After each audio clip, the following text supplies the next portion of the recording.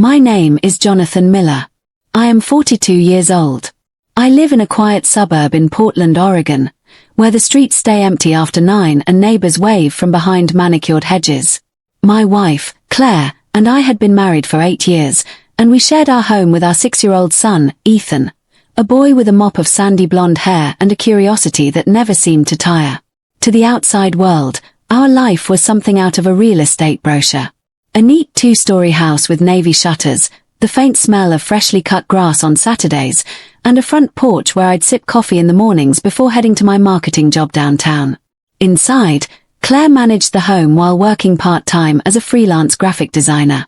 Ethan's laughter was often the background soundtrack, and I'd sometimes catch our reflection in the kitchen window and think, yes, this is it. The life I imagined. But sometimes perfection has hairline cracks. You only notice them if you stop smiling long enough to really look. It started subtly. Claire, who used to chatter about her day while cooking, began falling silent during dinner prep. She took her phone into the bathroom, staying in there for 20 minutes at a time. She'd emerge with her face calm, but her eyes, they carried something I couldn't place. It wasn't sadness. It wasn't anger. It was distance. I told myself it was work stress. Freelancing can be feast or famine, and she'd been juggling a few demanding clients. I didn't want to read too much into it. Marriage, after all, goes through seasons. Still, there were little things I couldn't ignore. The way she'd lower her voice when I walked into the room during a phone call. The sudden end of laughter, as if my presence had shut down whatever conversation was happening. Ethan, blissfully unaware of adult complexities, still bounced around the living room in his dinosaur pajamas, asking for bedtime stories about dragons and far-off kingdoms. He and I had always been close. On Sundays, we'd take the old fishing poles to Lake Merrin and sit for hours, not catching much but enjoying the quiet. He was observant, not in a calculating way, but in that pure, unfiltered way children notice things adults overlook. One evening, after dinner, I watched Claire stack the dishwasher with mechanical precision, her movements clipped. She kept glancing at her phone, which buzzed every few minutes. Another client? I asked lightly. She looked up with a smile that didn't quite reach her eyes. Something like that. I let it go, but my mind filed it away. My wife had always been an open book, and now it was as though someone had closed the cover and locked it. Still, life rolled on. Weekday mornings, we packed Ethan's lunch together. Afternoons, I'd come home to the scent of rosemary chicken or lasagna. Claire laughed at the right moments during Ethan's retelling of school adventures. On the surface, nothing was wrong, but I'd catch her staring into space sometimes, her fork hovering above her plate. Or she'd step outside to take a call, speaking in quick bursts I couldn't quite make out. It was in those moments that a faint unease began to settle in my chest, the kind you ignore because it's easier to believe everything is fine. We had what most would call a perfect life. But I'd come to learn that sometimes, the biggest threats are the ones you sleep beside. It was a Tuesday night when Ethan first said it. We'd just finished his bedtime routine, a story about a brave raccoon and a cup of warm milk, and I was tucking him in. The glow from his night light cast soft shadows on the wall. He looked at me with a seriousness that didn't belong on a 6-year-old's face. "Dad," he whispered, "Mommy says you won't be here soon." I froze, my hand still resting on the blanket near his shoulder. "What do you mean, buddy?" I asked, keeping my voice steady. He shrugged, eyes darting toward his bedroom door as if someone might be listening. "She told someone on the phone. I heard it." A dozen rational explanations rushed through my mind. Maybe she'd been talking about a business trip. Maybe she'd meant I'd be working late. Kids misunderstand things all the time. Still, the weight in his voice lingered. "Don't worry, Dad," he added, trying to sound braver than he felt. "I'll still be here." I ruffled his hair, forcing a smile. "Of course you will." I kissed his forehead, turned off the light, and walked out, but my chest was tight. The next morning, I told myself to forget it. Claire seemed cheerful, making pancakes while Ethan hummed to himself. But as the days passed, more small details began to form a pattern I couldn't ignore. One afternoon, I came home early from work. Claire's car was in the driveway, but when I stepped inside, the house was quiet. I found her in the kitchen, hurriedly shoving something into a drawer. Her smile was too quick. "You're home early," she said. "Yeah, traffic was light," I replied, eyes scanning the countertop. A plate of half-prepared sandwiches sat there, but I noticed the cutting board was wet, as though she'd just rinsed something off. Later that week, I reached for my bottle of blood pressure medication, something I'd been on for years, and noticed the pills looked different. Same shape, different color. I asked Claire about it, and she said the pharmacy must have changed suppliers. That was plausible, but when I checked the bottle, the label looked freshly printed, not like the worn ones I'd gotten used to. Ethan's unease grew too. He started lingering around me more, even when I was doing mundane things like reading on the couch or fixing a loose cabinet hinge. Once, when Claire told him to go play in his room, he shot me a look that was almost protective. On a Saturday morning, as I was tightening the bike chain on his little red Schwinn, he crouched beside me and said, "Dad, I think Mommy's mad at you. She talks to a man on the phone and says mean stuff about you." My hand stilled on the wrench. What kind of mean stuff? "She says you don't know what's coming. And that she wants it to look like an accident." The words sank into me like ice water. I stared at him, my mind scrambling between disbelief and the sharp instinct that told me my son wasn't making this up. Ethan looked scared after saying it, like he'd broken some secret rule. I hugged him tightly, my thoughts spinning. That night, I stayed awake long after Claire had fallen asleep beside me. I could hear her breathing, steady and calm, while my own heart pounded in my ears. Every conversation, every quiet glance, every unexplained change in her behavior came rushing back in sharper focus. I told myself I needed proof before I did anything. This was too serious for half-guesses. But in that moment, lying in the dark, I realized something chilling. I no longer felt safe in my own home.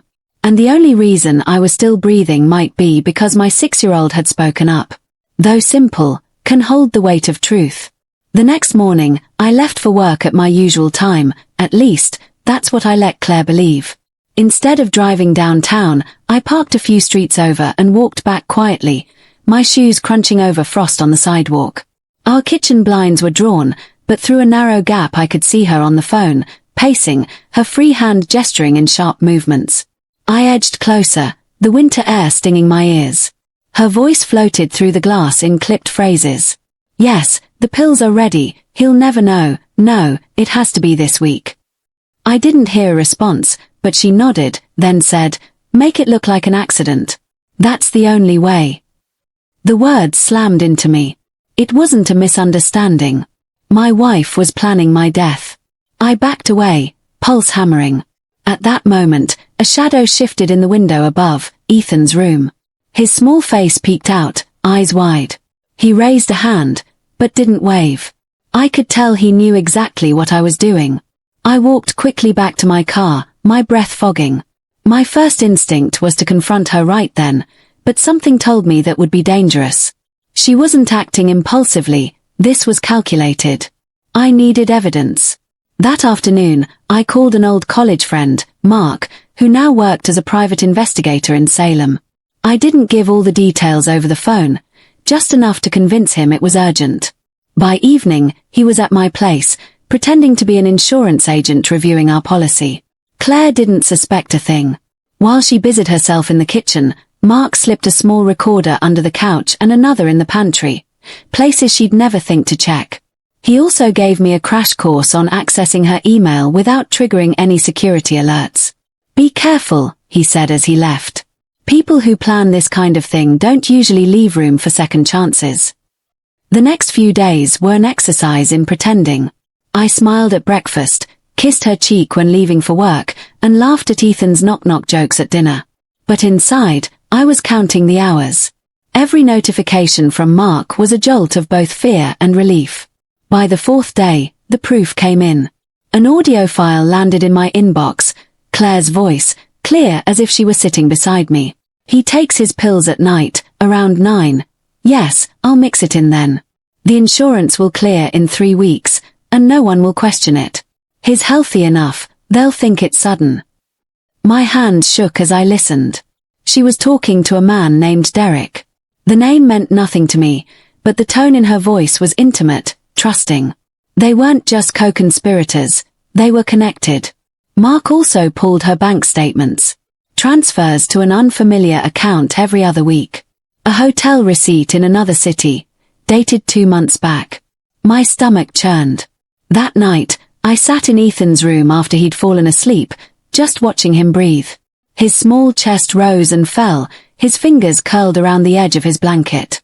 The innocence in that moment was almost too much to bear. He'd heard pieces of this nightmare before I did.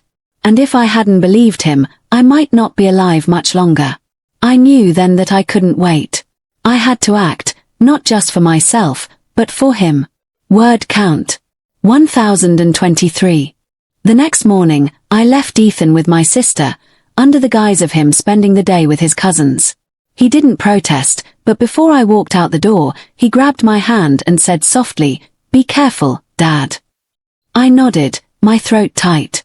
I'd spent half the night thinking through my options. Confronting Claire alone was out of the question.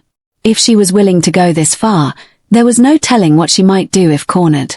Calling the police without solid, present-tense evidence could backfire, and I couldn't risk her manipulating the situation. That's when Mark suggested a controlled setup. "We'll let her think she's going through with it," he said over the phone, his voice low. "We'll make sure law enforcement is in the loop, so they catch her in the act. No wiggle room." The plan was simple on paper. I'd pretend to take my evening medication as usual. Only this time, the pills in the bottle would be harmless substitutes provided by the police. Officers would be stationed nearby, waiting for the signal. The recorders were still in place, and the pantry device had a small motion camera embedded. That evening, I walked through the front door with deliberate calm, the way a man does when he's trying not to tip off danger. Claire greeted me with a warm smile, warmer than it had been in weeks. She'd made spaghetti, my favorite. The scent of garlic and basil drifted through the air, almost masking the tension pressing against my ribs. We ate dinner like any other night. She asked about my day, laughed at the right moments, and even reached across the table to squeeze my hand. I felt the absurd urge to believe this was all a mistake. But then I remembered the recordings, the transfers, the voice that said, "Make it look like an accident." At exactly 8:55, I excused myself to take my medication.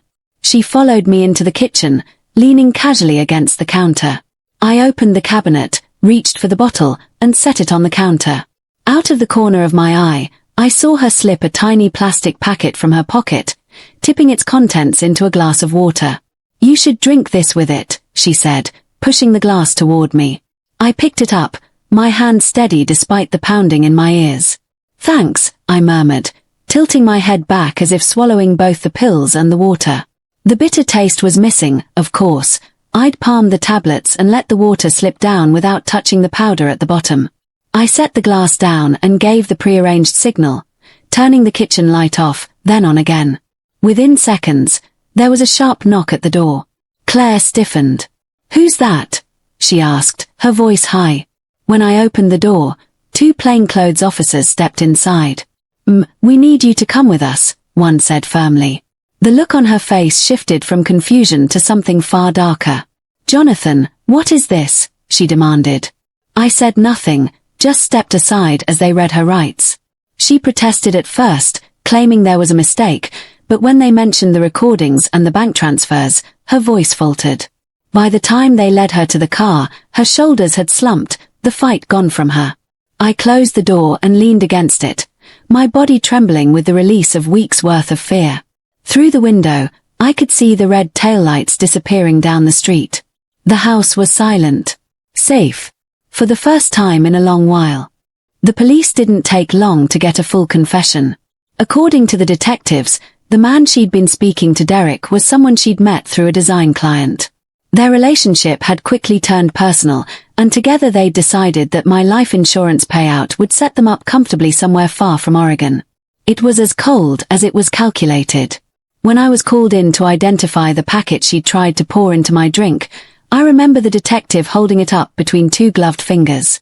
"Enough to cause organ failure in less than an hour," he said matter-of-factly. I stood there, staring at it, realizing how close I'd been to becoming a news headline. The trial was brutal.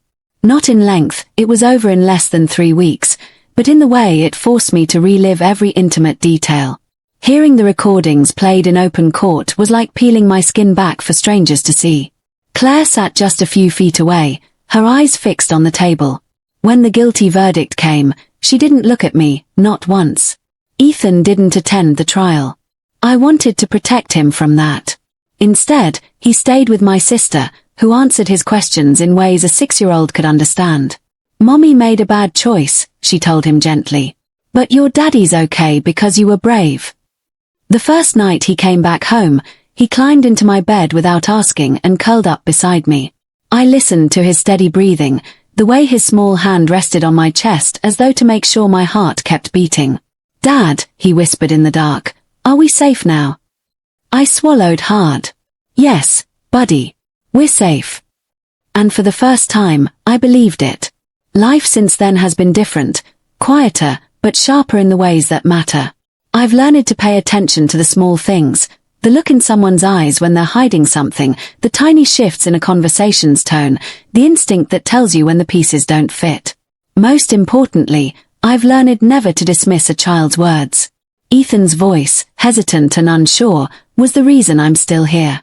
We've built new routines. Saturday fishing trips are back, though sometimes we don't even bother casting our lines. He talks about school, about the new puppy my sister got, about how one day he wants to be a firefighter so I can save people like I saved you. Those words nearly undid me the first time he said them. Trust, well, trust is something I'm still learning to hold again. I don't know if I'll ever remarry. But I do know that my home is now a place where secrets have no place to hide, and where my son knows his voice matters. Sometimes, in the quiet evenings, I'll catch him looking at me with that same watchful expression I saw in the window that winter morning. And I'll smile, not just because he's safe, but because he's stronger than I could have ever imagined. Betrayal can come from the person lying next to you. But salvation can come from the smallest, purest voice in the house. And if you're wise, you'll listen.